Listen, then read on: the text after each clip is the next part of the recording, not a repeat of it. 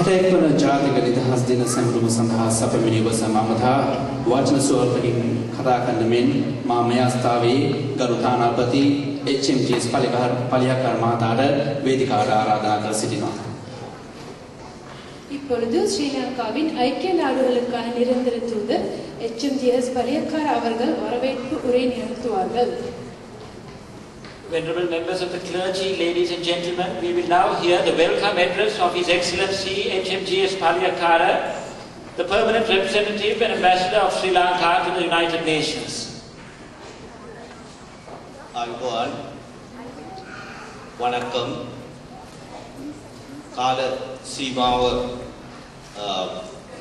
සීමිත නිසා සහ මෙරට වාසය කරන තරුණ පරම්පරාවේ අවබෝධය සඳහා මම එක භාෂාවකින් පමණක් වචන සල්පයක් කතා කරන්නට කැමතියි. Venerable Mahasangha and other religious dignitaries, dear friends, at the outset, may I welcome you most warmly to our National Day. As we commemorate today 61 years of independence, as you know, monumental developments are taking place in our country. Great progress has been made in the country in combating terrorism, and great sacrifices have been made in doing so. As we rejoice the former, we must of course remember the latter with gratitude as well as reflection. While we do so, we must also look to the future as well. All of us, especially those who live outside Sri Lanka,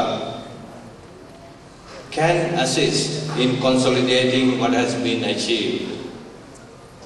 We can do this by investing in our motherland's future. To that end, we must direct whatever resources we have, whatever time we have, and whatever effort we can deploy towards our country and not away from it.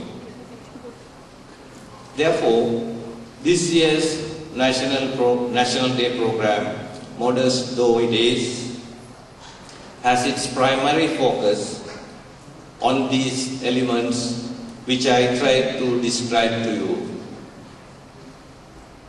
First, we will listen to our President, who I am certain will touch upon these, especially these successes in combating terrorism, in working towards an inclusive and sustainable process of peacemaking, and of course progress in stabilizing our economy in a very adverse external economic environment.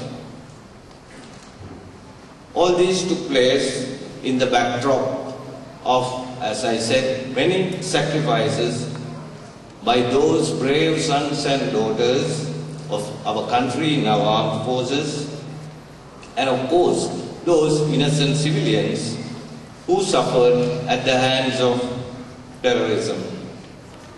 All these, on this solemn occasion, we must remember and reflect on. The modest cultural program today, we hope, will symbolize this inclusive process that we expect to nurture back home. It is the one we hope we can emulate here in this country as well. We look forward to working with you to promote harmony and reconciliation and multiculturalism here in the expatriate community. This is natural as we try to advance broad-based reconciliation and peace building at home. That way, we invest success in terrorism in sustainable process. Finally, we are also pleased to have a team of colleagues from our central bank here to tell you one of the things that I mentioned, how we can invest in our future. We hope it would be meaningful to you and helpful to you while being a contribution to what we have ahead, that is socio-economic development of our country beyond the horizons of conflict. I wish to thank the Mahasangha, the Venerable Sirs, and other religious dignitaries here for their presence and the blessings they will give us.